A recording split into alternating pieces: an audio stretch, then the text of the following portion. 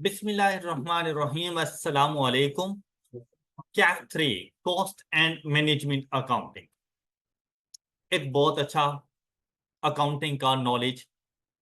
Basically आप लोगों ने इससे पहले ना इंट्रो टू अकाउंटिंग पढ़ा। इंट्रो टू अकाउंटिंग में ना सिर्फ एक चैप्टर था जिसका ताल्लुक कॉस्ट एंड मैनेजमेंट अकाउंटिंग से था, और वो आप लोगों के पास था चैप्टर नंबर 8 मैन्युफैक्चरिंग अकाउंट। मतलब उससे कुछ ना कुछ मिलता जुलता इससे। अदरवाइज सारी की सारी फाइनेंशियल अकाउंटिंग। हम लोग ना अपनी अकाउंटिंग को दो पार्ट्स में डिवाइड करते हैं। एक होती है फाइनेंशियल अकाउंटिंग, दूसरी है cost and management accounting. Financial accounting का क्या काम होता है? Preparation of financial statements. Preparation of financial statement ये फाइनेंशियल अकाउंटेंट्स का काम है। कॉस्ट एंड मैनेजमेंट अकाउंटेंट्स का काम फाइनेंशियल स्टेटमेंट की प्रेपरेशन नहीं होता। Cost and management accountant her business में इन्वॉल्व भी नहीं होती, ये सिर्फ और सिर्फ मैन्युफैक्चरिंग बिजनेस में जाएंगे। और इसमें हम लोग देख रहे होते हैं कि जो चीज हम मैन्युफैक्चर कर रहे हैं उसकी हमें कॉस्ट क्या पड़ेगी, हमने उस चीज को देखना है। जब कॉस्ट का आइडिया होगा तभी तो हम उसकी सेल प्राइस को डिटरमिन कर पाएंगे, तभी तो हमें ये पता चलेगा कि हम प्रॉफिट अर्न कर रहे हैं इसके ऊपर। अगर हम कॉस्ट को ही डिटरमिन ना कर पाए और से दैट को वो एक यूनिट हमें 20 रुपए का पड़ रहा है, हम क्या उसको 18 में सेल करेंगे? तो क्या कभी प्रॉफिट अर्न कर सकते हैं? नहीं, कभी भी नहीं। तो हमें ये सबसे पहला स्टेप यही होता है मैन्युफैक्चरिंग अकाउंट में कि हम लोगों ने देखना है कि हम लोगों को कॉस्ट को किस तरह से कैलकुलेट करें, कौन कौन सी चीजें कॉस्ट ऑफ इन्वेंट्री का पार्ट बनेंगी, और इसको कैसे हम लोगों ने जाके कैलकुलेट करना है। पर यूनिट कॉस्ट हमारे पास कैसे आएगी, उसके ऊपर अपना प्रॉफिट मार्कअप मार्जिन हम लोगों ने कैसे रखना है, मार्कअप क्या है, मार्जिन क्या है, उसके बारे में और सारी detail. Means that cost of goods manufacture ये हम लोगों ने कैलकुलेट करनी होती है। उसके लिए हमें काफी सारे चैप्टर्स पढ़ने पड़ेंगे, इन डिटेल जाकर इसकी स्टडी करनी पड़ेगी। इससे पहले इंट्रो टू अकाउंटिंग में जिस तरह नाम था ना इंट्रोडक्शन टू अकाउंटिंग, तो आपने मैन्युफैक्चरिंग अकाउंट का भी इंट्रोडक्शन ही पढ़ा था।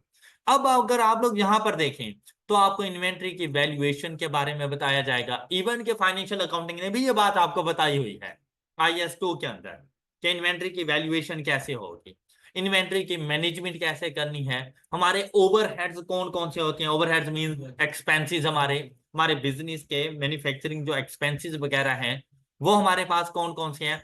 इसके साथ कॉस्ट एंड मैनेजमेंट अकाउंटिंग के और बहुत सारे कॉन्सेप्ट्स वगैरह हम लोग यहाँ पे डिस्कस करेंगे। और इन टोटल हमारे पास 16 चैप्टर्स हैं। मीन्स दैट हमें टाइम भी अच्छा खासा चाहिए, अच्छी खासी मेहनत भी करनी है हम लोगों ने। लेकिन इसका ना एक छोटा सा ड्रॉबैक है फाइनेंशियल अकाउंटिंग के निस्बत। ड्रॉबैक कहें या बेनिफिट कहें, कुछ के लिए ड्रॉबैक है, कुछ के लिए बेनिफिट्स हैं। कैसे? कि फाइनेंशियल अकाउंटिंग एक पैटर्न को फॉलो करती है। हमें प्री डिटर्मिन्ड फॉर्मेट्स दिए जाते हैं फाइनेंशियल अकाउंटिंग में, और हम लोगों ने उनको फॉलो करना होता है। कॉस्ट एंड मैनेजमेंट अकाउंटिंग का कोई स्टैंडर्ड नहीं है, कॉस्ट एंड मैनेजमेंट अकाउंटिंग का कोई फॉर्मेट नहीं है। एक ही टॉपिक, एक क्वेश्चन मेथड ए से सॉल्व करके देगा एग्जामिनर, और सेम अगर उसी टॉपिक का एक दूसरा क्वेश्चन आ जाएगा वो मेथड बी अप्लाई कर देगा, वो एक तीसरा क्वेश्चन आएगा मेथड सी से चला जाएगा। तो मींस दैट यहां पर कोई एग्जैक्ट फॉर्मेट नहीं है कि आपने चीजों को कैसे लेके चलना है। तो ये हर बिजनेस की अपनी पॉलिसी है कि वो अपनी कैलकुलेशन कैसे करनी है। तो इस हवाले से अगर आप इसको बेनिफिट में लेके जाना चाहो तो भाई ये आपके लिए बेनिफिट्स की बात भी है कि आपने जस्ट क्वेश्चन का सोल्यूशन देना है, चाहे फॉर्मेट जो मर्जी रख लो, मेथड जो मर्जी रख लो, एंड रिजल्ट सेम होना चाहिए। ये बिल्कुल ऐसे ही है कि आप लोग कॉलेज से घर निकले, दो भाई थे, एक मेथड ए से चला गया, दूसरा मेथड बी, वे 1 से वे 2 से, लेकिन जाएंगे एंड पे जाएंगे तो अपने घर में ही ना। आपकी मंजिल एक ही है। मीन्स दैट सॉल्व करने के बाद चाहे आप मेथड ए से सॉल्व करें या मेथड बी से, सॉल्व करने के बाद जो एंड रिजल्ट है ना वो बिल्कुल सेम निकलेगा आपके पास। तो इस वजह से ज्यादा परेशान होने की जरूरत नहीं है। यहां पर किसी फॉर्मेट को अप्लाई नहीं करना, फाइनेंशियल अकाउंटिंग की तरह यहां पर कोई स्टैंडर्ड नहीं पढ़ना हम लोगों ने, ये बगैर स्टैंडर्ड्स के चल रही होती है। All right. अच्छा, अब टॉपिक स्टार्ट करने से पहले एक नजर देखेंगे इसके पास्ट पेपर्स को। इसका पास्ट पेपर भी बिल्कुल FR 1 के पेपर्स की तरह है। FR1 आप में से कुछ दे चुके होंगे, कुछ ने इस कॉस्ट एंड मैनेजमेंट अकाउंटिंग के साथ देना होगा। तो यहां पर अगर आप लोग देखें ना, सेम वही 100 मार्क्स के पेपर को सॉल्व करने के लिए आप लोगों के पास मौजूद हैं 3 आवर्स। यहां पर भी बिल्कुल ऐसा ही कि आप लोगों के पास अगर हम लोग ऑफिशियल बात करें ना तो 1.8 मिनट्स है फॉर 1 मार्क। एक नंबर हासिल करने के लिए, एक नंबर के एक क्वेश्चन को सॉल्व करने के लिए आपके पास 1.8 मिनट्स है, मतलब 1 मिनट एंड 48 सेकेंड्स, 108 सेकेंड्स आपके पास मौजूद है। लेकिन मैं अक्सर अपने बच्चों से कहता हूं कि भाई नॉलेज बहुत जरूरी है, लेकिन अगर नॉलेज टाइम पे काम ना आए ना तो उस नॉलेज का कोई फायदा नहीं है। आपका पेपर अगर अनअटेम्प्टेड रह गया तो आपके फेलियर के चांसेस बढ़ जाएंगे। और आप स्टूडेंट हैं तो आप 100% क्वेश्चन में से 100% मार्क्स नहीं सो ले सकते। आप 80%, 85%, 90% तक जा सकते हैं, 100% तक बहुत मुश्किल होता है। फिर अगर आप लोग कहीं कंफ्यूज हो गए और आपने किसी क्वेश्चन में ज्यादा टाइम लगा दिया तो हो सकता है आपका पूरा एक क्वेश्चन स्किप हो जाए, टाइम पे सॉल्व भी नहीं कर पाए। तो आप लोगों ने ना थोड़ा सा मार्जिन रखना है कि आपने क्वेश्चन के जो भी मार्क्स हों उनको मल्टीप्लाइड बाय 1.5 करें। मतलब अगर 10 मार्क्स का एक क्वेश्चन है मल्टीप्लाइड बाय 1.5, तो उस क्वेश्चन को सॉल्व करने के लिए 15 मिनट है आपके पास। आपने 15 मिनट्स में वो क्वेश्चन कंप्लीट करना है। ऑफिशियली 18 मिनट्स है। अब 16 मिनट्स आपने लगाना है उसकी जस्ट क्लोजिंग के ऊपर। 16 to 17 ये जो अगले 2 मिनट्स हैं उसकी क्लोजिंग पर। उसके बाद क्वेश्चन को छोड़ देना, चाहे वो थोड़ा सा रह ही क्यों ना गया हो। आपने मूव टू नेक्स्ट क्वेश्चन, आपने अगले क्वेश्चन को जाके कंप्लीट कर। किसी दूसरे क्वेश्चन का टाइम पहले क्वेश्चन को नहीं देना। तो अगर आप इस वे से चलेंगे ना, एग्जैक्ट टाइम पर आपके टोटल क्वेश्चन सॉल्व होंगे और आपके पास होने के मैक्सिमम चांसेस हैं। क्यों? क्योंकि एक क्वेश्चन को कंप्लीट करने में, एंड करने में आपको टाइम बहुत ज्यादा लगेगा, जबकि एंडिंग के इतने ज्यादा मार्क्स नहीं होते। अगर वही टाइम आप किसी न्यू क्वेश्चन पे लगाते हैं ना तो टाइम कम लगेगा, मार्क्स ज्यादा गेन कर जाओगे और आप 50 क्रॉस कर सकते हो।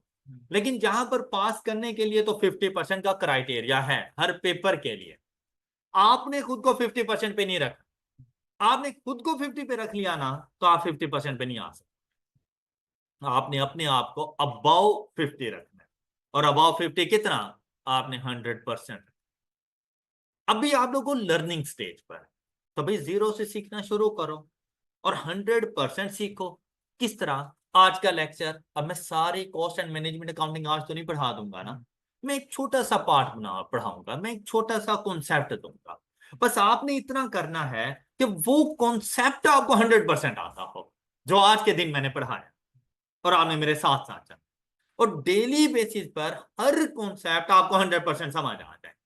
देखिए आज के दिन में हो सकता है 100% ना, आप 70% समझ लें। घर जाके थोड़ी सी एफर्ट करें, घर जाके जरूर पढ़ें, चाहे आपको क्लास में समझ आ ही क्यों नहीं गया, फिर भी घर जाके आपने पढ़ना है। होम असाइनमेंट हर हाल में करें। जैसे ही आप ये एक्टिविटी करेंगे ना तो वो 60% 90% बन चुका होगा। फिर अगर किसी किस्म का कोई इशू आता है, नेक्स्ट लेक्चर में आके सबसे पहले वो पूछे कि हमें सेल्फ स्टडी करते हुए ये वाला प्रॉब्लम आया तो इस प्रॉब्लम को किस तरह से सॉल्व करना है। क्वेश्चनिंग करना आपका राइट है, आप जरूर करें, हर हाल में करें। ऑलराइट, इससे कोई हमारा टाइम नहीं वेस्ट होता, इससे बल्कि हमारे कॉन्सेप्ट्स में एक जान पैदा हो जाती है और वो और ज्यादा क्लियर हो जाता है। आप लोगों ने जरूर करना, प्रैक्टिस मैक्सिमम करनी है, विदाउट प्रैक्टिस कुछ भी नहीं। अकाउंटिंग का सब्जेक्ट जुबानी नहीं, अकाउंटिंग का सब्जेक्ट हमेशा बाय हैंड आपके माइंड में जाएगा। मतलब लिखोगे, आंखों से देखोगे, माइंड का यूज करोगे, तब वो कॉन्सेप्ट जाके क्लियर होगा। फिर मैंने कहा कि स्टैंडर्ड नहीं है कि हम लोग कहें ना कि इस क्वेश्चन के लिए ये फॉर्मेट है, इसमें वैल्यूज पुट कर दो, ऐसा नहीं है। आप 10-12 क्वेश्चन सॉल्व करेंगे तो आपको उनके मेथड की समझ आएगी कि इसको इस तरह से भी सॉल्व किया जा सकता था, इसको इस तरह से भी सॉल्व किया जा सकता है। मैं आपको एक छोटी सी एग्जांपल दूं कि जब हम लोग छोटे होते हैं और स्कूल में जाना शुरू करते हैं तो डेली तो अम्मी अबू हमें पिक एंड ड्रॉप नहीं करते, लेकिन कुछ दिन तक अगर वो आते हैं तो वो बिल्कुल सिंपल सा रास्ता बताते हैं कि बेटा ये कॉलेज से निकलना, ये स्कूल से निकलना और ये सामने तुम्हारा घर है, इस रोड से आ जा। लेकिन बाद में देखो कि 2-4 माह के बाद तुम्हें कितने रास्ते पता होते हैं, अब वो तो अब्बू ने नहीं बताए थे, लेकिन सीख गए ना। हम टीचर्स का भी कुछ ऐसा ही है, हम आपको स्टार्ट में जो सोल्यूशन बताते हैं वो सबसे ज्यादा इजी सोल्यूशन होता है, जो हर बच्चा पिक कर सके, ताकि कॉन्फिडेंस आए, उसे पता हो कि भाई मैं कुछ कर सकता हूँ। जैसे ही आप प्रैक्टिस करते हो और खुद से क्वेश्चन सॉल्व करते हो ना, तब आपको पता चलता है ये चीज इस तरह से भी तो हो सकती है। और जब वो चीज दो क्वेश्चन मजीद पे फॉलो करते हो, आप लोग अप्लाई करते हो, आपको पता चल जाता है ये तो ज्यादा इजी मेथड है। अब यहां पर देखें, क्रिएटिविटी बेसिकली नहीं है, लेकिन प्रैक्टिस जरूर है। और जो क्वेश्चन मैं आपको सॉल्व कर रहा हूं वो तो सोल्यूशन मैं आपको दे रहा हूं, मैं सॉल्व भी कर रहा हूं, आपको मेथड समझ आ जाएगा, लेकिन आपने सीखा कुछ भी नहीं है जब तक कि आप कोई अनसीन क्वेश्चन नहीं जाके सॉल्व करते हैं। आप पे लाजिम हो जाता है कि उस टॉपिक से रेलिवेंट जाएं, कोई अनसीन क्वेश्चन उठाएं और उसको अटेम्प्ट करें, और आप देखें कि आप उसको कितने परसेंट अटेम्प्ट करें। स्टार्ट में टाइम का प्रेशर नहीं लें। स्टार्ट में अगर आप लोगों को एक छोटा सा क्वेश्चन करने में 1 घंटा भी लग रहा है ना, तो आपका टाइम इन्वेस्ट हो गया है, ये टाइम जाया नहीं हुआ आप लोगों को। लेकिन जैसे ही आप आगे बढ़ते जाएंगे, आप 5-7 क्वेश्चन एक ही टॉपिक के कर लेंगे, अब आप खुद देखेंगे आपकी एफिशिएंसी इंक्रीज हो जाएगी। मीन्स दैट अब थोड़ा सा मुश्किल कॉन्सेप्ट भी आ गया है ना, तो आपने इजीली हैंडल कर लेना है और विद इन टाइम कर लेना है। तो जैसे ही इंशाल्लाह हमारे पास एनफ टाइम है, बिल्कुल एक रेगुलर बैच है, जैसे ही हम लोग एंड तक पहुंचेंगे ना, तो आप में परफेक्शन आ चुकी होगी। आप लोगों ने सिर्फ नॉलेज के पीछे नहीं भागना, आपने परफेक्ट नॉलेज के पीछे भागना, और वो टाइमली बेसिस पर हो। मतलब कोई फायदा नहीं है ऐसे क्वेश्चन को सॉल्व करने का कि आपने क्वेश्चन सॉल्व करना स्टार्ट किया और उसके लिए ऑफिशियल टाइम था 20 मिनट्स, और आपने क्वेश्चन बिल्कुल ठीक सॉल्व कर लिया लेकिन 1 घंटे में किया, तो मतलब आपको नहीं आता। इसका यह मतलब नहीं है कि आपको वो क्वेश्चन आता है, इसका मतलब है कि आप बहुत पीछे हैं, आपको कुछ भी नहीं आता, आपको मजीद मेहनत की जरूरत है। तो हमने साथ साथ टाइम भी देखना है, सिर्फ क्वेश्चन का 100% सॉल्व हो जाना नहीं देख। अब अगर आप इस स्पीड से चलो फिर तो आधा पेपर भी नहीं कंप्लीट होता, और 50 में से आप कितने नंबर ले लोगे? इवन के 50 में से 49 भी दे दे तब भी तो फेल हो। तो आपको इस तरह से नहीं चाहिए। तो यहां पर मतलब ऐसा ना हो कि सर टाइम बहुत कम था, क्वेश्चन बहुत मुश्किल था, अक्सर हमें ये सुनने को मिलता है। भाई आपके फायदे के लिए था। देखो मेरा क्या नुकसान जाएगा कि मैं एक क्वेश्चन के लिए आपको आधा घंटा दे दूं, जबकि वो था 15 मिनट का। क्या मेरा कोई नुकसान है? लेकिन आपका है। तो जो उसका टाइम होगा हम अपने पेपर्स में उसका सेम वही टाइम रखेंगे। तो ये बहुत इंपॉर्टेंट है। FR1 के पेपर की तरह इसमें भी 9 क्वेश्चन है, कोई चॉइस नहीं है, सारे के सारे क्वेश्चन आप लोगों ने सॉल्व करने हैं, और तमाम क्वेश्चन आप लोगों ने ब्लैक पेन से करने। तो हमेशा ब्लैक पेन ही यूज कीजिएगा। आपके कैप के तमाम पेपर्स आप लोगों ने जो जाके अटेम्प्ट करने हैं वो हमेशा ब्लैक पेन से, हेडिंग भी उसी से है, वैसे अगर आप सोल्यूशन प्रिपेयर कर रहे हो वो भी उसी ब्लैक पेन से है, वर्किंग कर रहे हो उसी ब्लैक पेन से है। तो आप लोग अपने पास सिर्फ एक ही पेन रखोगे और वो black pen, right. Next one, इसको भी दो हिस्सों में डिवाइड किया गया, सेक्शन ए एंड सेक्शन, ये भी 50-50% पे आ जाता है। 50% section A, 50% section B. Section A में वही 6 क्वेश्चन जैसे FR1 में थी, सेक्शन बी में 3 क्वेश्चन, FR1 में भी ऐसे थे, लेकिन एक स्लाइटली सा डिफरेंस, तो वहां पर 10 मार्क्स के MCQs थे FR1, यहाँ पर MCQs नहीं, यहाँ पर सारे क्वेश्चन। अब यहां पर देखें, कोई ऐसा टॉपिक नहीं होता जो वो टेस्ट ना, मैं अगर मैंने आपसे कहा ना कि आपके 16 चैप्टर्स हैं, क्वेश्चन 9 है, तो बेसिकली हर चैप्टर में से ना कुछ जरूर पूछता है, और हर क्वेश्चन में 2-3 चैप्टर्स को मर्ज कर देता है। तो हर क्वेश्चन हर चैप्टर में से कोई ना कोई पॉइंट, कोई ना कोई एडजस्टमेंट जरूर आ जाती है। तो आपके लिए हर चैप्टर ही बहुत इंपॉर्टेंट है, सिलेक्टिव स्टडी पे मत जाइएगा। ऑलराइट, और जिस सीक्वेंस से मैं आपको पढ़ाऊं, ट्रस्ट रखें, एंड तक मेरे साथ रहें, उसी सीक्वेंस से चलें, ये cost and management accounting finger tips पे हो, बहुत अच्छे से आएगी आप लोगों को, लेकिन आपने साथ दें। तो ऐसा नहीं है कि मैं आपको रातों रात कॉस्ट एंड मैनेजमेंट अकाउंटिंग का एक्सपर्ट बना दूंगा, तो ऐसा बिल्कुल भी नहीं है, टाइम देना पड़ेगा। इंशाल्लाह हम अपने आप को सितंबर 2025 के लिए तैयार कर रहे हैं, और उससे पहले हम तैयार। क्लियर? अच्छा आप देखें, क्वेश्चन नंबर 1 ये आप लोगों के पास आया 9 मार्क्स का। इसी तरह क्वेश्चन नंबर 2 देखें, 4 + 4 8 मार्क्स का ये क्वेश्चन हो गया। Question number 3 9 marks, question number 4 7 marks. अब मैं यहां पर अगर डिटेल बताता हूं ना कि ये इकोनॉमिक ऑर्डर क्वांटिटी का क्वेश्चन आ गया, ये यहां से आया, तो अभी आपको नहीं पता what is EOQ, what is economic order quantity. तो इस वजह से डिटेल में जाने की जरूरत नहीं है। मकसद क्या है कि आपकी नजर से गुजर जाए कि ये पेपर होता किस तरह का है। तो 6 पेजेस का तो ये एक पेपर होता है हमारे पास, cost and management 6 to 7 pages पे जाता है ये, तो मतलब बड़ा हैवी पेपर है। आप खुद सोचें कि 6 to 7 पेजेस पर अगर सिर्फ क्वेश्चंस हैं तो उसका सोल्यूशन बनाने के लिए 18 to 20 पेजेस आपके लगते हैं अप्रोक्सीमेट, इवन के इससे भी ज्यादा। तो 18 to 20 पेजेस इन 3 आवर्स आपने वो भी ठीक वाले जाकर लिखने हैं, और वे खुद सोच कर, तो आपको एफर्ट पुट करनी पड़ेगी। तो ये काम रातों रात नहीं होता भाई, इसके लिए आज से ही मेहनत करोगे तब जाकर सितंबर के लिए इतना रेडी होगे कि आप कोई भी इतना हैवी पेपर सॉल्व कर सको। अदरवाइज आज के लिए तो अगर मैं आपको सिर्फ एक क्वेश्चन भी उठा कर दे दूं तो वो भी बबाले जान बन जाएगा। तो हम लोगों ने तो 9 क्वेश्चन सॉल्व करने हैं ऐसे, और सब में न्यू न्यू कॉन्सेप्ट्स मौजूद होंगे। तो खुद को उस लेवल तक तैयार करना है हम लोगों को। अभी 0 पे बैठे हैं, लेकिन इंशाल्लाह सितंबर से पहले 100 पर। ओके, 0 के साथ एक और 0 लगेगी और उसकी लेफ्ट हैंड साइड पर हम लोग 1 लगाएंगे। ओके, फिर देखें क्वेश्चन नंबर 6 8 मार्क्स का। अब 6 क्वेश्चन फर्स्ट सेक्शन में आ गए, सेक्शन 2 में 3 क्वेश्चन, ये क्वेश्चन नंबर 7 आया, ये भी बिल्कुल वैसे ही FAR 1 की तरह कि ये 15 प्लस मार्क्स के होते हैं, 16 17 18 मार्क्स के, कुछ इस तरह से। अब देखिए क्वेश्चन नंबर 7 12 प्लस 3 15 मार्क्स का ये आ गया। क्वेश्चन नंबर 8 आप लोगों के पास आया 11 प्लस 7 18 मार्क्स का क्वेश्चन उसने पूछ लिया है। And the last question is, अब देखें पार्ट्स में छोटी छोटी चीजें पूछ रहा है, बल्कि ये ज्यादा इजी है कि एक एक चीज ठीक करते जाओ उसके नंबर लेते जाओ। ये जब इस तरह का क्वेश्चन आता है ना, एक ही क्वेश्चन 11 मार्क्स का, ये बड़ा लेंथी सा बड़ा डिफिकल्ट सा बन सकता है। लेकिन ये जो छोटे छोटे पार्ट्स हैं ये इजीली मैनेज। अब आप ये देखें कि बच्चा पता है क्या सोचता है कि जब उसके बाद इस किस्म की चीजें वैसे एग्जाम्पल में प्रैक्टिस कर रहा होता है ना, उसे लगता है कि ये तो नहीं आ सकता सेक्शन बी में, ये तो सेक्शन ए का ही पार्ट बनेगा, कोई छोटी सी चीज पूछ लेगा।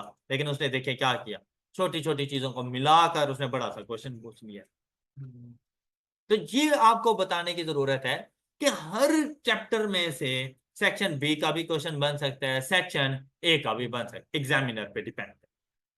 ऑलराइट, और आपका आई कैप आपकी हमारी किसी की बात नहीं, जब पेपर आ जाता है हमें भी तब पता चलता है कि इस पेपर में क्या कुछ है, इस पेपर में क्या कुछ आया। तो आपने किसी को फॉलो नहीं करना है सच कि ये देखो इस अटेम्प्ट में ये पूछेगा, ये नहीं पूछेगा, ये ऐसे आ जाएगा, ये वैसे आ जाएगा। अगर आपने किसी को इस तरह फॉलो किया तो मे भी फायदा भी हो जाए, मे भी उसने जैसा कहा वैसा भी हो जाए। और अगर ऐसा हो जाता है तो वही बंदा उसी टाइम सोशल मीडिया पे प्रीवियस पोस्ट का रेफरेंस लगाएगा और देखो मैं तुम्हारा गुरु, मैंने पहले ही कह दिया। और अगर वो चीज ना मैच हो तो मुर्शिद गायब है, मुर्शिद का कोई अता पता नहीं है कि मुर्शिद कहाँ है गलत गैस देने के बाद। तो मुर्शिद जिक्र ही नहीं करेंगे कि मैंने गलत गैस भी दिया है, नुकसान आपका है भाई। लेकिन अगर आप अपने आप को 100% के ऊपर रखेंगे, कोई सिलेक्टिव स्टडी नहीं, चैप्टर 1 से 16 तक ईच एंड एवरीथिंग आपको पता होगी, तो भाई आपको किसी दूसरे मुर्शिद की जरूरत नहीं है। आप अपने मुर्शिद खुद हैं, आप अपने गुरु खुद हैं। आपकी किस्मत आप पे डिपेंड कर कि आप अपने आप को कैसा लेके चले, ये आप पे डिपेंड करेंगे। अब हम लोग आते हैं स्टडी की तरफ। इंट्रोडक्शन इतना बहुत, स्टडी की तरफ हम लोग आते हैं। अच्छा भाई, मेरी बेसिकली कोशिश होती है कि अपने न्यू न्यू स्टूडेंट्स को ना बिल्कुल कोई न्यू कॉन्सेप्ट ना आए, बिल्कुल कोई, देखो सब्जेक्ट न्यू है मैं मानता हूं, लेकिन मुझे पता है कि मैंने कैसे पढ़ा। तो मैं अपने स्टूडेंट को ना उसकी किसी प्रीवियस चैप्टर से लेके चलता हूँ, ताकि एक तो उसका इंटरेस्ट डेवलप हो, उसे पता हो कि यार ये चीज मैंने पहले PRC में एटलीस्ट पढ़ी हुई है, मतलब उससे ज्यादा पीछे मैं नहीं जाता। CA से रेलिवेंट PRC से मैं कोई ना कोई चीज लिंक कर देता हूँ। जैसे FAR 1 में आप लोग अगर मुझे देखें तो मैं जो PRC में डेप्रिसिएशन का टॉपिक है FAR 1 में आया 16, मैं वहां से शुरू करता हूँ। ताकि बच्चे का ना एक कनेक्शन बना रहे, उसे ऐसा लगे जैसे पीआरसी से कैफ में आया है तो कोई ज्यादा मुश्किल नहीं पेश आई उसे। इसी तरह से कॉस्ट में भी मैं कुछ ऐसा ही अपनाऊं कि जो चीज आप लोगों ने पहले से पढ़ी हो, जो कॉन्सेप्ट, मैं उसको कैरी फॉरवर्ड करूंगा ताकि आपके लिए ये चीज मुश्किल ना रहे, आपको ये ना लगे कि पता नहीं आप लोग क्या पढ़ रहे। हर चैप्टर पढ़ेंगे, किस चैप्टर का किसके साथ लिंक है वो आपका टीचर जानता है। एज अ स्टूडेंट अभी आपको आइडिया नहीं है इस चीज, तो भाई ये नहीं जरूरी होता कि चैप्टर 1 ही पढ़ें, या ये भी जरूरी नहीं है कि बाकी दुनिया चैप्टर 1 पढ़ रही है तो मैं चैप्टर 1 क्यों नहीं पढ़ा रहा। ये जरूरी नहीं है। हाँ ये जरूरी है बिफोर एग्जाम मेरा भी सिलेबस कंप्लीट हो, बाकियों का भी कंप्लीट, ये जरूरी है और वो करेंगे। अच्छा, हर चैप्टर की बेटा एक जैसी इंपॉर्टेंस नहीं है। कुछ चैप्टर छोटे हैं, कुछ चैप्टर्स बड़े हैं, कुछ पे थोड़ा एक्स्ट्रा टाइम लगता है, कुछ पे कम टाइम लगता है। मैंने स्टूडेंट्स की नेचर को देखा है, स्टार्ट में मेरे साथ चलते हैं, मैं जरा हैवी हैवी चीजें स्टार्ट में करा लेता हूँ क्योंकि उनकी प्रैक्टिस ज्यादा करनी होती है।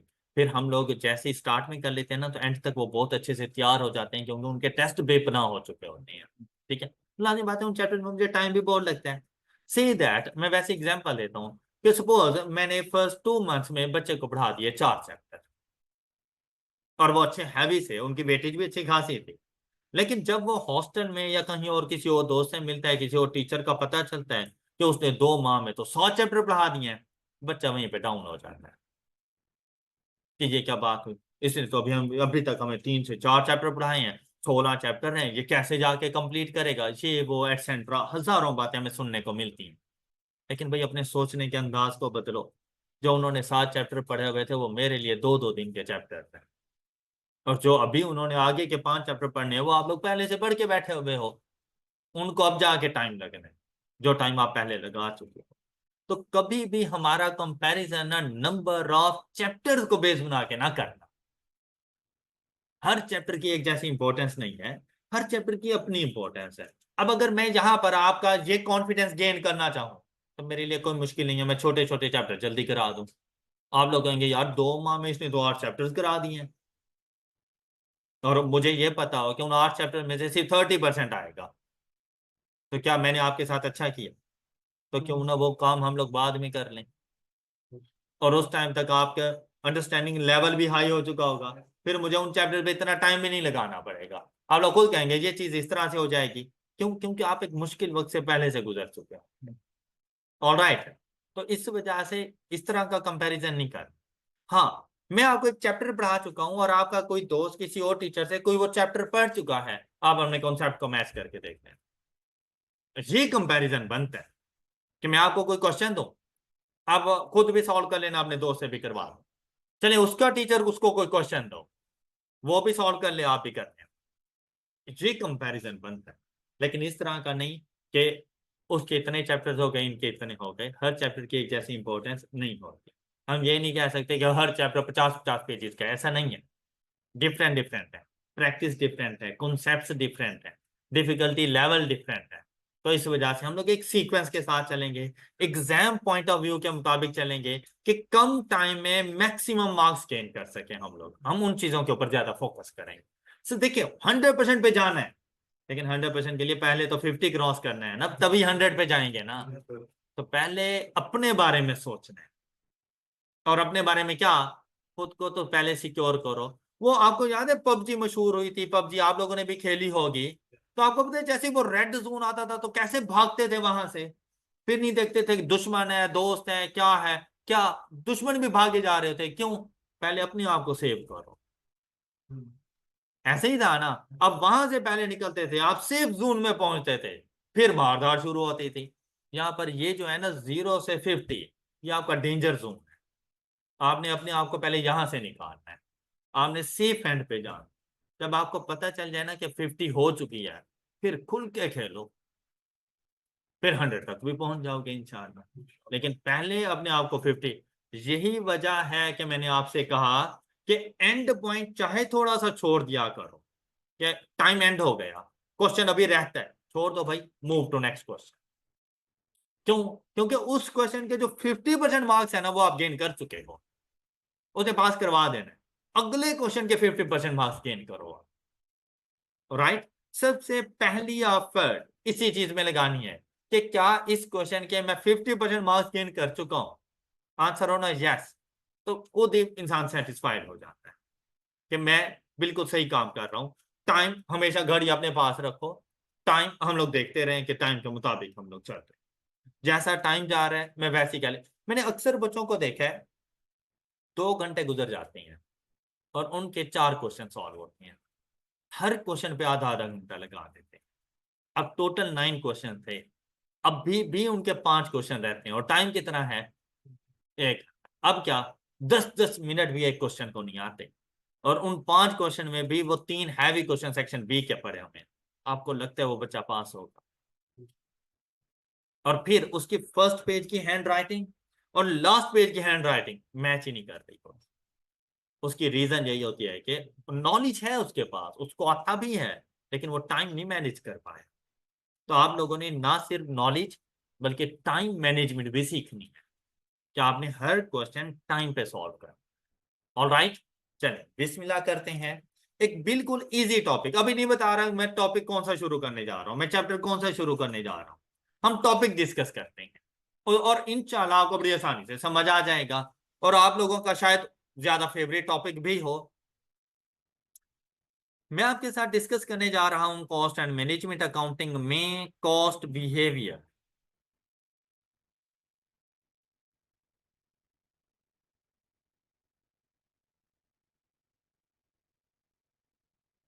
कॉस्ट बिहेवियर, कॉस्ट बिहेवियर क्या है? एक बिजनेस है, उस बिजनेस में प्रोडक्शन भी हो रही है और साथ में उन गुड्स की सेल्स भी हो रही है। तो अभी के लिए हम प्रोडक्शन पे नहीं जाएंगे, क्योंकि अगर हम प्रोडक्शन पे जाते हैं ना तो कॉस्ट ऑफ गुड्स मैन्युफैक्चर्ड बनानी पड़ जाएगी हमें। अभी हम लोग जाएंगे ट्रेडिंग बिजनेस में, मतलब एक बिजनेस को पहले समझते हैं, उस बिजनेस की अकाउंटिंग को समझते हैं, फिर चीजों को आहिस्ता आहिस्ता हम लोग आगे लेकर चलेंगे। हर बिजनेस का प्राइमरी ऑब्जेक्टिव क्या है? प्रॉफिट अर्न करना। अब प्रॉफिट अर्न करना है तो कोई भी बिजनेस अपने प्रॉफिट को कैलकुलेट कैसे करेगा? कोई भी बिजनेस अपने प्रॉफिट को उसने कैलकुलेट करना है, तो प्रॉफिट की कैलकुलेशन वो कैसे करेगा? अपने पास profit is equal to total revenue, सब तो अच्छी बात,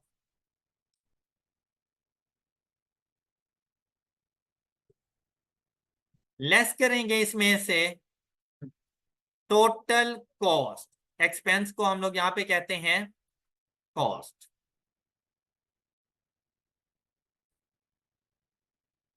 profit is equal to total revenue minus total cost. तो टोटल रेवेन्यू हम लोग कैसे कैलकुलेट करेंगे?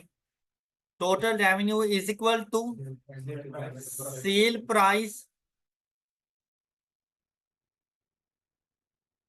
Multiplied by units. तो टोटल कॉस्ट हम लोग कैसे डिटरमिन किया करेंगे?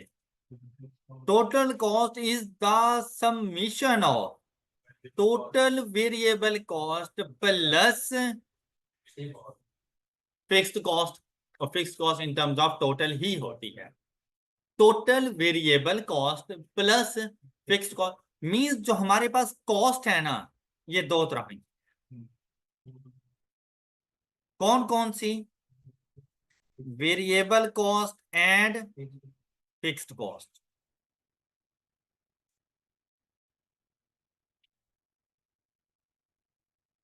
Variable cost and fixed cost.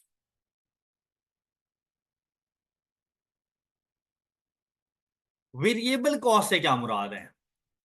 ऐसी कॉस्ट जो पर यूनिट के हिसाब से चेंज हो रही हो, मतलब ऐसी कॉस्ट जो नंबर ऑफ यूनिट्स पर डिपेंड करे, ऐसी कॉस्ट को कहते हैं वेरिएबल कॉस्ट। कि अगर क्वांटिटी चेंज होगी तो टोटल वेरिएबल कॉस्ट चेंज हो जाएगी। अगर हम लोग क्वांटिटी को इंक्रीज करें तो कॉस्ट इंक्रीज हो जाती है, क्वांटिटी डिक्रीज करें कॉस्ट डिक्रीज हो जाएगी। लेकिन अगर कोई ऐसी कॉस्ट है जो नंबर ऑफ यूनिट्स पर डिपेंड नहीं करती, ऐसी कॉस्ट को हम लोग फिक्स्ड कॉस्ट कहते हैं। जैसा कि रेंट ऑफ द बिल्डिंग, चाहे हम लोग जितना मर्जी बिजनेस कर लें, कुछ दिन हमारे ऑफ के चले जाएं, कुछ दिन हमने बिजनेस किया या दिन रात हमारी शॉप ओपन रही, हमें रेंट एक फिक्स्ड अमाउंट पे करनी पड़ेगी। लेकिन अगर मैं अपने सप्लायर से 100 यूनिट परचेज करता हूं तो पे भी 100 यूनिट के लिए करना पड़ेगा। 200 यूनिट परचेज करता हूं तो फिर मुझे 200 यूनिट के लिए परचेज करना पड़ेगा, पे करना पड़ेगा। तो वो वेरिएबल कॉस्ट हमारे पास बन जाएगी। तो आपको क्वेश्चन में बता दिया जाएगा कि कौन सी वेरिएबल कॉस्ट है और कौन सी फिक्स्ड कॉस्ट है। ऑलराइट, ये टॉपिक इससे पहले आप लोगों ने अच्छे तरीके से पढ़ा हुआ है पीआरसी में, QM chapter number 1 break even point के तौर पर, वहां पे जाके पढ़ा था। तो हम लोगों ने वहीं से ही टॉपिक का स्टार्ट लिया और ये कॉस्ट एंड मैनेजमेंट अकाउंटिंग का हमारा एक चैप्टर बनता है। अब देखें आगे हमने इस चीज को कैसे लेके चलना है। Variable cost and fixed cost आपको समझ आ गई। अब क्या है कि आपको साथ एक एग्जांपल शेयर करते हैं। हमें ना 3 चीजें मोस्टली केसेस में बताई गई होती हैं। वो 3 चीजें क्या हैं? Sale price is equal to, ये हम लोग एग्जांपल सॉल्व करने हैं।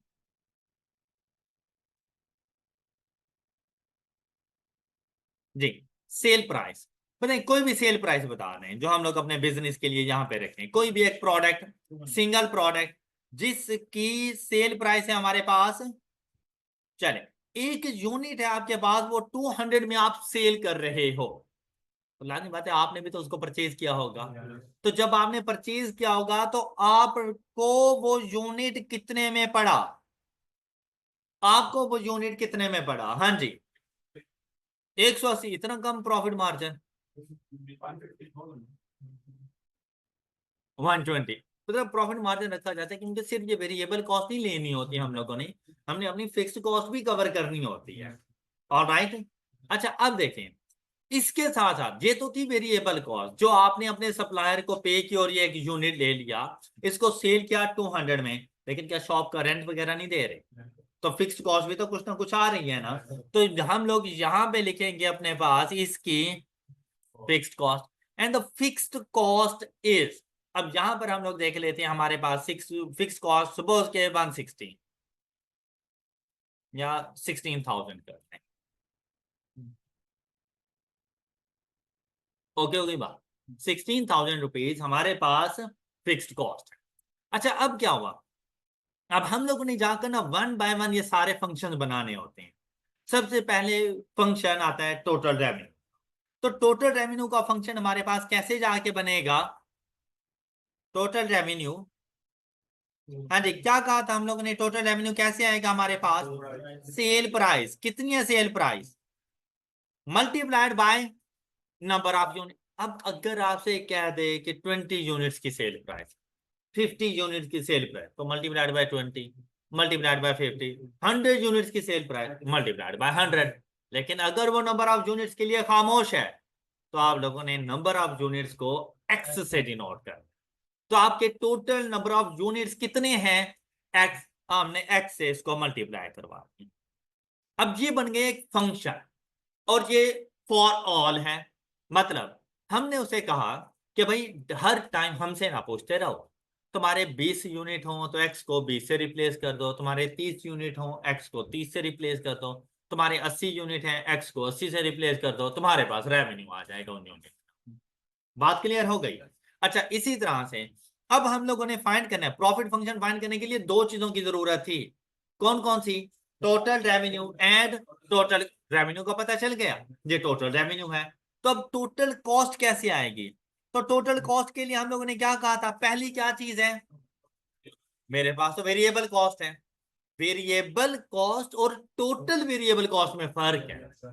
वेरिएबल कॉस्ट पर यूनिट, जबकि टोटल वेरिएबल कॉस्ट जितने यूनिट्स सेल किए उतने यूनिट्स की वेरिएबल। अब हमें क्या पता कितने की है, तो हम लोगों ने कितने यूनिट सेल किए? एक्स। हम लोगों ने कितने यूनिट्स, एक्स यूनिट्स की जगह पर एक्स, तो कितने यूनिट सेल किए? एक्स, तो परचेज भी तो इतने किए होंगे ना। तो उनकी कॉस्ट कितनी बढ़ गई मेरे पास? 120 variable cost per unit multiplied by number of unit is equal to total variable cost. बात क्लियर हो गई। Plus fixed cost of rupees, मतलब जो भी हो, ये कॉस्ट का फंक्शन बनता है। अब आपसे पूछे कि 10 यूनिट्स की कॉस्ट क्या है, एक्स को 10 से रिप्लेस करो, आपके पास 10 यूनिट की कॉस्ट आ जाएगी। आपसे पूछे 100 यूनिट्स की क्या है, एक्स को 100 से रिप्लेस करो, आपके पास 100 यूनिट्स की कॉस्ट आ गई है। बात समझ आ गई सब बच्चों को? अच्छा, अब हम लोग चलेंगे प्रॉफिट फंक्शन कैलकुलेट करने की तरफ। तो प्रॉफिट फंक्शन के लिए हम लोगों ने क्या कहा था, profit is equal to total revenue minus, अब ये आएगा ब्रैकेट में, तो स्टार्ट में नेगेटिव का साइन है, अगर ब्रैकेट नहीं लगाते तो इस कॉस्ट फंक्शन ने अपने साइन चेंज करने हैं, अदरवाइज आप ब्रैकेट लगा दें। ये क्या आ जाएगा, 120x प्लस, अब जाकर अगर हम लोग यहां पर प्रॉफिट फंक्शन बनाना चाहें तो प्रॉफिट फंक्शन हमारे पास क्या बनेगा, 200x माइनस 120x माइनस, ये इसको जरा सॉल्व करें, 200x में से 120x गए माइनस, ये प्रॉफिट फंक्शन बन गया। मेरा नहीं ख्याल कि किसी को कोई एतराज या किसी को किसी किस्म का कोई डाउट या मुश्किल पेश आई हो। बात क्लियर हो गई? वह अगर आपको ये तीन चीजें गिवन हो, आप लोग प्रॉफिट फंक्शन बना सकते हैं। जब आपने प्रॉफिट फंक्शन बना दिया ना, अब आपके लिए कोई चीज मुश्किल नहीं है। अब आपसे क्या पूछ सकता है, आपको प्रॉफिट बताएगा, नंबर ऑफ यूनिट्स पूछ लेगा, नंबर ऑफ यूनिट्स बताएगा, प्रॉफिट पूछ लेगा। ऑलराइट, तो मतलब इस दोनों में से, प्रॉफिट और नंबर ऑफ यूनिट्स में कोई एक चीज बताकर दूसरी चीज आपसे पूछी जा सकती है। किसी को कोई एतराज, फाइंड कर लेंगे आप तो। अच्छा, अब अगर वो आपसे पूछे कि भाई मुझे बताएं 450 यूनिट्स का प्रॉफिट कितना होगा, तो कैलकुलेट करके बताओ 450 यूनिट्स का प्रॉफिट। अब यहां पर आपसे रिक्वायरमेंट क्या, पहली रिक्वायरमेंट जैसे मैंने अभी आप लोगों के साथ डिस्कस किया और आप लोगों ने मुझे बता भी दिया कि भाई आपसे पूछ सकता है प्रॉफिट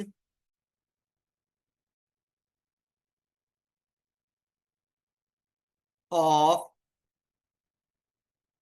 450 यूनिट।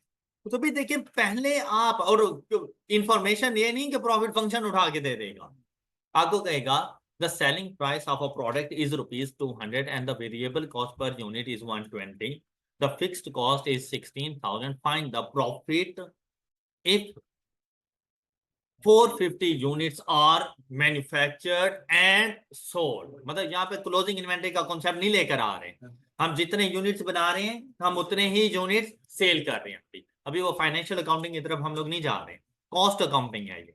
तो जितने बनाए उतने सेल कर दिए। तो आप लोगों ने सबसे पहले ये प्रॉफिट का फंक्शन बनाना है। जब ये प्रॉफिट फंक्शन आप लोगों के पास बन गया, अब आप लोगों ने जाना है profit is equal to 80 into minus,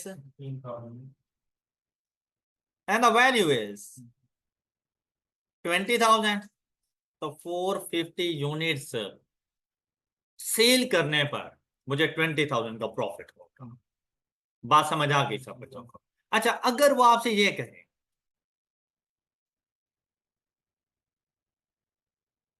units to earn a profit of rupees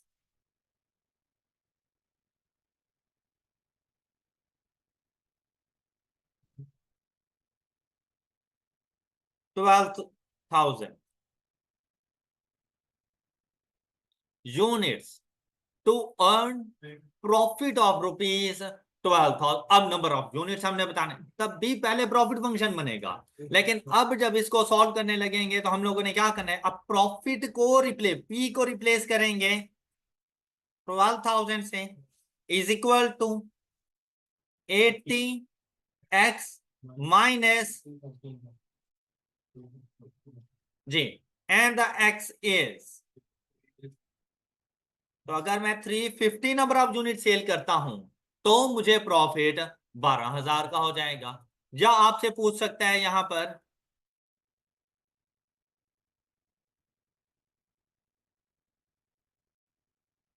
unit sold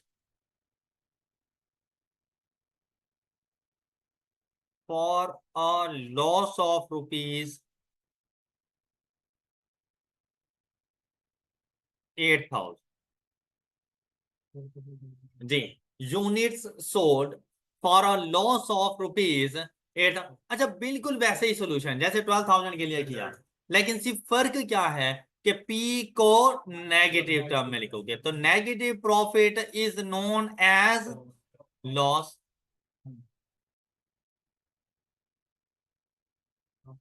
then x is equal to 100। तो आप लोग गौर करें ना थोड़ा कि अगर मैं 100 यूनिट सेल करता हूं तो मुझे 8,000 रुपए का लॉस।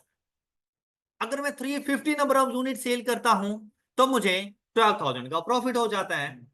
तो मैं ऐसे नंबर ऑफ यूनिट्स देखना चाह रहा हूं कि एटलीस्ट मैं अपने आप को लॉस से सेव कर लूं। मतलब मेरा प्रॉफिट ना हो तो एटलीस्ट मुझे लॉस भी ना हो। No profit no loss. तो ऐसी सिचुएशन में पी की वैल्यू क्या जाके पुट कर देंगे? 0। कि मुझे इतना आइडिया हो कि मैंने कम से कम कितने यूनिट सेल करने हैं। अब अगर उससे कम आए तो मुझे लॉस हो जाएगा, और उससे ज्यादा हो तो मुझे प्रॉफिट होना है। और जितने ज्यादा नंबर ऑफ यूनिट जाएंगे उतना ज्यादा प्रॉफिट होगा। जैसे आपने देखा 350 यूनिट्स पर 12,000 का प्रॉफिट, लेकिन 450 यूनिट्स पर 20,000 का प्रॉफिट। तो देखो नंबर ऑफ यूनिट्स के इंक्रीज करने से प्रॉफिट इंक्रीज हो गया। बात क्लियर? तो नेक्स्ट सिचुएशन क्या हो सकती है? हमने ऐसे यूनिट्स बताने हैं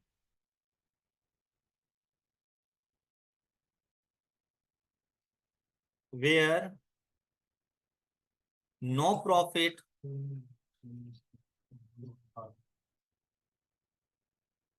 नो लॉस। और ऐसी सिचुएशन को हम लोग क्या कहते हैं? Break even point.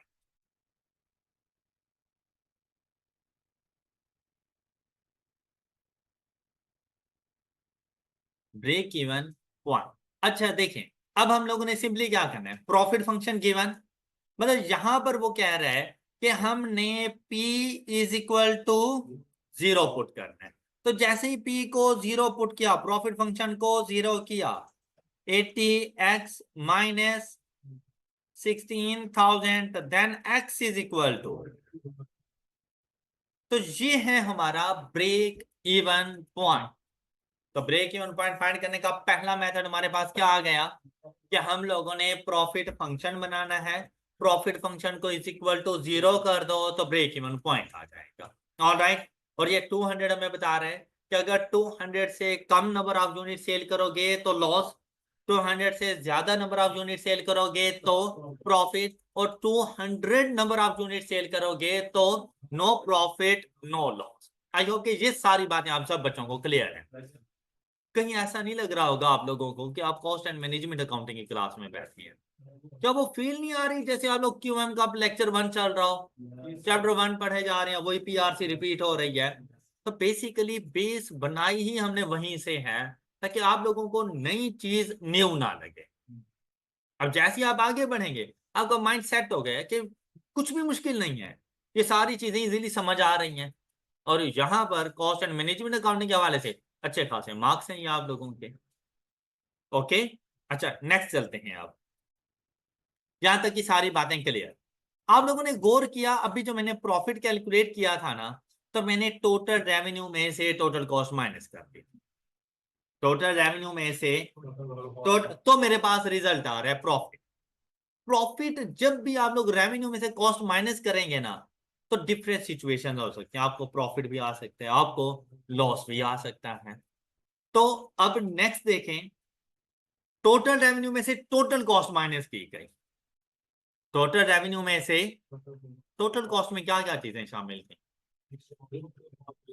Very total variable cost और फिक्स कॉस्ट, शाबाश, ये चीजें शामिल थी। मतलब ये देखें, क्या मैं प्रॉफिट फंक्शन को इस तरह से लिख सकता हूं profit is equal to total revenue, आपने कहा था माइनस टोटल कॉस्ट, माइनस, क्या इस चीज को हम लोग यूं लिख सकते हैं कि profit is equal to total revenue minus total variable cost, अगर ब्रैकेट लगाएं तो प्लस का साइन, ब्रैकेट ना लगाएं तो, क्या इसको मैं यूं लिख सकता हूं?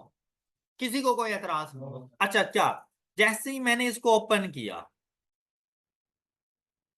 Total revenue minus total minus, क्या ऐसा नहीं लग रहा कि बेसिकली हम अपने रेवेन्यू में से ना दो चीजें माइनस करते हैं, एक चीज नहीं माइनस कर रहे, मतलब टोटल कॉस्ट वो एक चीज नहीं थी, तो बेसिकली दो चीजें हैं कि जब रेवेन्यू में से वो दो चीजें माइनस हो जाती हैं ना तो कहलाता है प्रॉफिट। बात सच है, लेकिन अगर यहां पर देखें, मैं अपने रेवेन्यू में से अगर सिर्फ वेरिएबल कॉस्ट को माइनस करूं तो प्रॉफिट नहीं है, क्योंकि profit after deducting fixed cost आएगा, तो अभी मैंने फिक्स्ड कॉस्ट को तो किया ही नहीं है।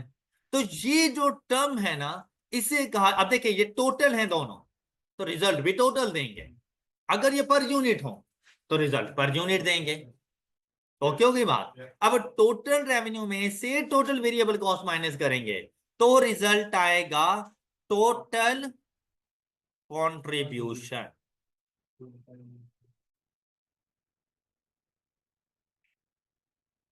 माइनस इज इक्वल टू, मतलब प्रॉफिट के लिए एक इक्वेशन आपके पास ये वाली थी,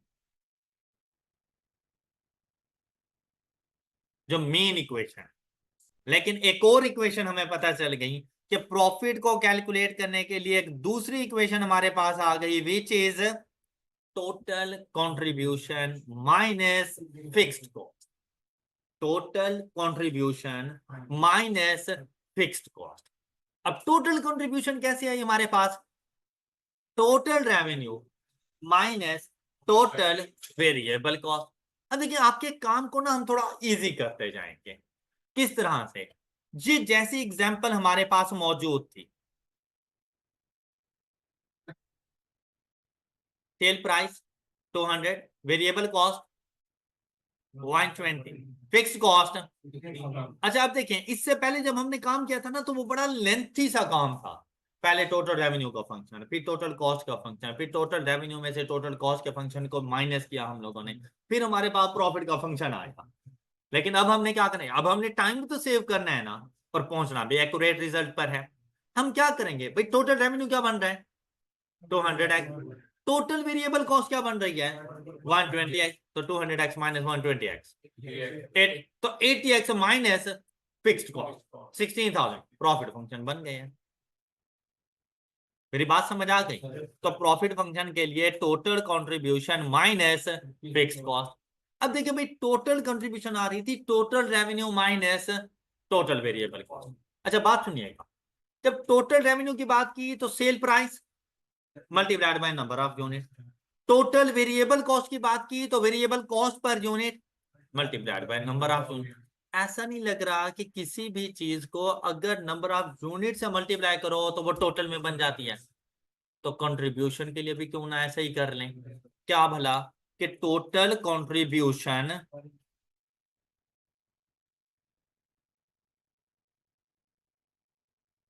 टोटल कंट्रीब्यूशन, अच्छा एक तो था ना कि total revenue minus total cost, total variable cost, ठीक है।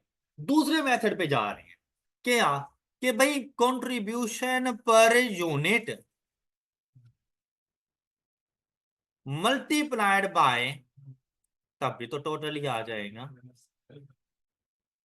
क्या ख्याल है, contribution per unit multiplied bye, तब भी तो टोटल ही बनेगा, लेकिन कंट्रीब्यूशन पर यूनिट फिर कैसे आएगा? अब देखें, कंट्रीब्यूशन क्या था, रेवेन्यू और वेरिएबल कॉस्ट का डिफरेंस।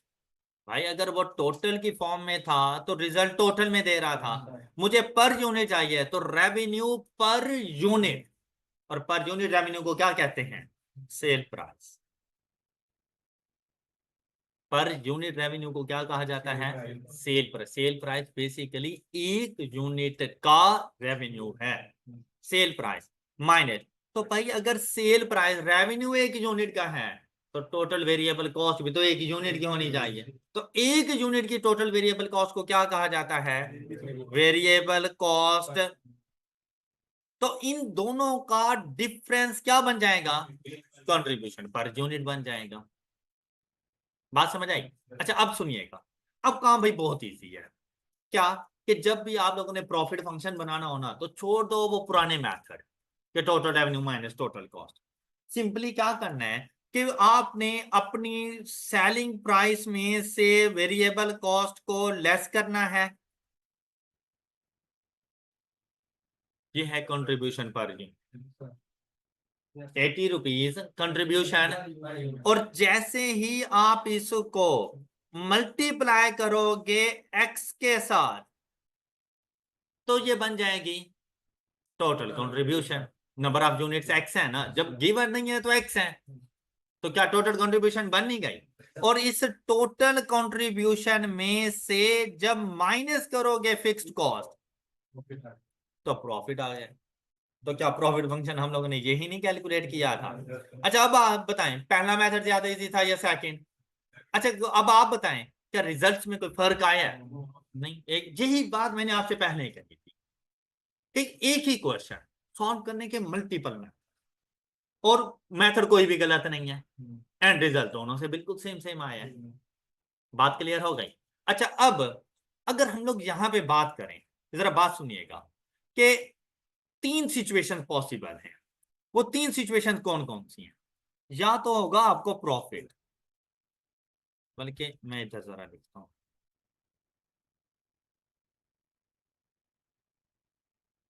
प्रॉफिट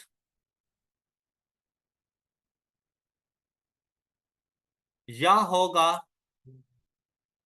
या नो प्रॉफिट नो लॉस, जिसे हम लोग कहते हैं ब्रेक इवन पॉइंट।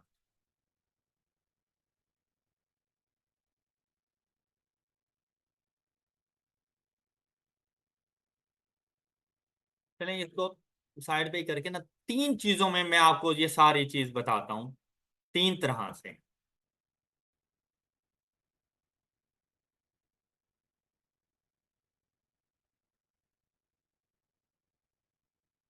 देखिए प्रॉफिट कब होना है? प्रॉफिट कब होना है? जब पी की वैल्यू ग्रेटर देन 0 हो, प्रॉफिट हो जाए। जब आप लोग total revenue minus total cost करें या total contribution minus fix cost करो और रिजल्ट आ जाए पॉजिटिव, देखो ग्रेटर देन इक्वल टू नहीं किया, क्योंकि इक्वल टू 0 प्रॉफिट नहीं होता। ग्रेटर देन आ जाए, पॉजिटिव आ जाए तो आपको प्रॉफिट हो जाएगा। तो लॉस कब होगा? जब प्रॉफिट की वैल्यू लेस देन, मतलब negative profit is known as loss. तो ब्रेक इवन पॉइंट कब आएगा? पहला मेथड ब्रेक इवन को कैलकुलेट करने का, क्या क्या प्रॉफिट इज इक्वल टू 0। तो क्या मैंने ऐसे ही नहीं किया? Profit is equal to 0, break point आ जाएगा। Got it? अच्छा जब प्रॉफिट को कैलकुलेट कर रहा था तो प्रॉफिट को कैलकुलेट करने के लिए कौन सी दो चीजें चाहिए थी? टोटल रेवेन्यू और टोटल कॉस्ट। एम आई राइट? तो क्या अगर मैं आप लोगों से ये कहूं क्या भाई एक चीज मैंने 20 रुपए की खरीदी और उसको मैंने 25 रुपए में सेल कर दिया, क्या आप कहेंगे मुझे लॉस हुआ है? प्रॉफिट हुआ? आपको कैसे पता चला? क्योंकि मेरा रेवेन्यू ग्रेटर है मेरी कॉस्ट से, तो अंडरस्टूड है क्या मुझे प्रॉफिट हो जाएगा। मेरी बात समझ आ गई सब बच्चों को?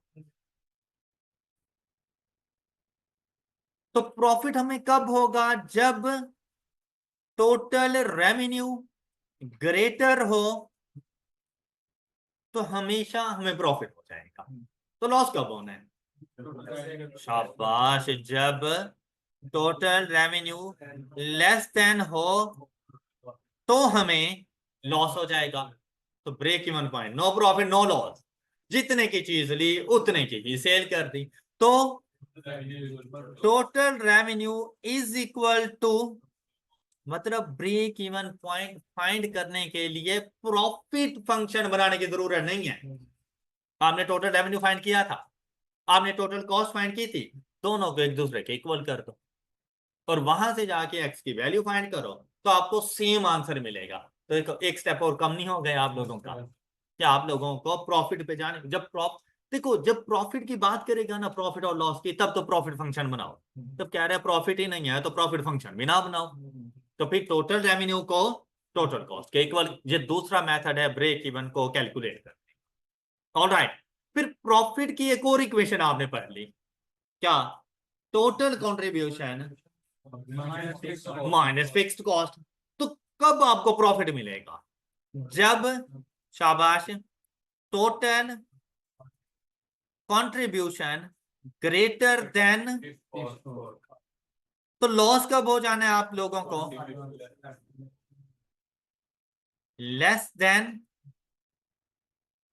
Fixed cost. तो ब्रेक इवन पॉइंट कब होगा? Contribution is equal to fixed cost. अब ये ब्रेक इवन पॉइंट फाइंड करने का तीसरा मैथड क्या? Total contribution is equal to, और टोटल कंट्रीब्यूशन कैसे आएगी? Contribution per unit multiplied by number of units. Alright, अच्छा आप लोग देखें जब हम लोग एग्जांपल्स को सॉल्व कर रहे थे तो प्रॉफिट फंक्शन हमारे पास क्या आया था? 80x माइनस, जब हम लोगों ने इसको 0 पुट किया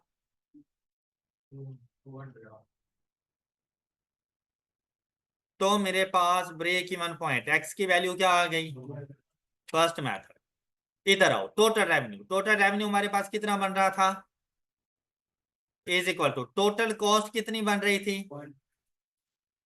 प्लस, अब ये माइनस नहीं, टोटल कॉस्ट लिखनी है, इस बात का ध्यान रखिएगा, अदरवाइज एक छोटी सी मिस्टेक की वजह से पूरा क्वेश्चन खराब हो जाता है आप लोगों का। मैं टोटल कॉस्ट लिख रहा हूं, मैं प्रॉफिट फंक्शन नहीं लिख रहा। टोटल कॉस्ट क्या है? 120x plus total variable cost में फिक्स्ड कॉस्ट ने ऐड होना है 16,000। अब इसको जाकर आप सॉल्व करो, ये थ्रू कैलकुलेटर भी कर सकते हो, अदरवाइज स्टेप बाय स्टेप भी चलो तो भी आपके पास सेम आंसर आ जाएगा। क्या आंसर आ जाएगा? 80x इज इक्वल टू, मेरे ख्याल से आप मेरी ये बात समझ चुके हैं। ये 200 में से माइनस 120। अच्छा यहां से देखें, x is equal to 16,000 divided by 80, then x is equal to, क्या सोल्यूशन में कोई फर्क आया? अच्छा यही चीज थर्ड मेथड से भी हो सकती थी। क्या कि मैं जाता और अपने पास सबसे पहले यहां पे लिख लेता टोटल कंट्रीब्यूशन कैसे आएगी? Selling price minus variable cost multiplied by number of units. बात मेरी समझ गए? Is equal to,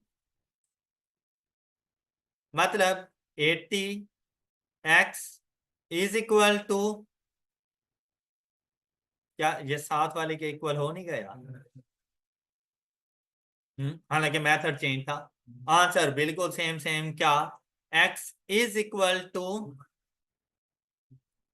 16,000 divided by 80 is equal to 200। किसी को डाउट? क्या हर मेथड से, अब देखिए मेथड सारे चेंज, लेकिन क्या हर मेथड से आंसर सेम सेम नहीं आया? तो ये हम लोगों ने ना उस टाइम पे डिसाइड करना है कि डाटा कैसा गिवन है। अब देखिए भाई उसने बताया ही मुझे टोटल प्रॉफिट का फंक्शन है कि profit function is this, find break even point. क्या मैं total contribution minus fixed cost कर is equal to fixed cost कर सकता हूँ? क्या मैं total revenue is equal to total वो टोटल कॉस्ट कर सकता हूँ? नहीं, तब तो एक ही मेथड है, फर्स्ट मेथड।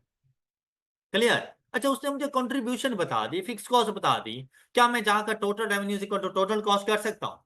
नहीं, जब बताया नहीं है, कंट्रीब्यूशन आई है, तो फिर total contribution is equal to fixed cost. बात क्लियर होगी सब बच्चों को? डन। अच्छा अब 3 मेथड मैं बता चुका हूं, चौथा मेथड ब्रेक इवन पॉइंट का। अच्छा कुछ नया मेथड नहीं है, क्या चीज? ये देखो आप लोग अगर इसके ऊपर थोड़ा सा फोकस करो,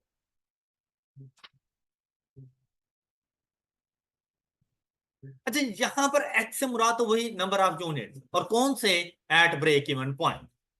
ये फाइंड करते हुए आप लोगों ने क्या किया, 16,000 को डिवाइड किया 80 से।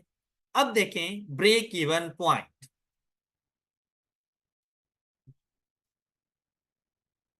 ब्रेक इवन पॉइंट, ये कैसे आएगा ब्रेक इवन, ये 16,000 क्या है डिवाइडेड बाय ये 80 क्या है,